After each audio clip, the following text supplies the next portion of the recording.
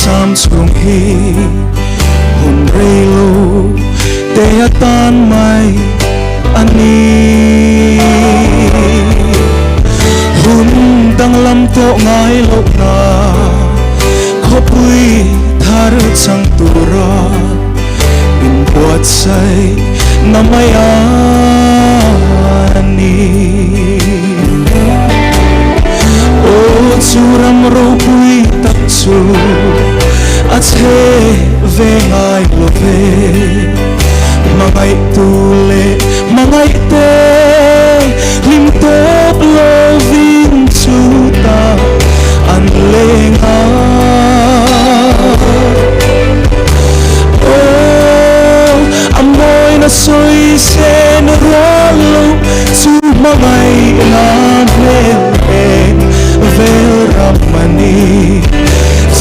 satuan ani kata katul len na tu chuan hulle ni te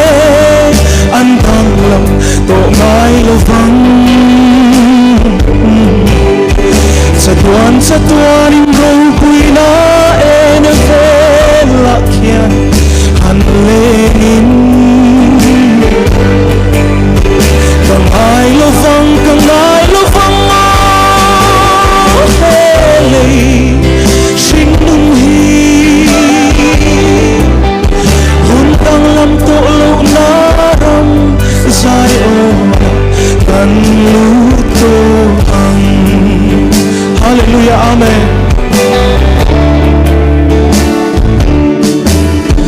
leikum hun ni le tha te an ral selangin kasing nun vang lai ni zong zong te hi ni tinin an liam zela sa tuan hun lam anin hun kang lam to lo na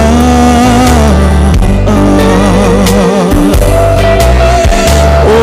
min nga ke chuta lundu kal masaten angel var le serafim beram no chu zai an faka oh an fak no moi ri chu ko wi chu bunti akhok vela magai na khate chuta kangai zai ona hallelujah chuan hulle ni te an dang lam to ngai lo vang satuan in ro pui na en ve la khian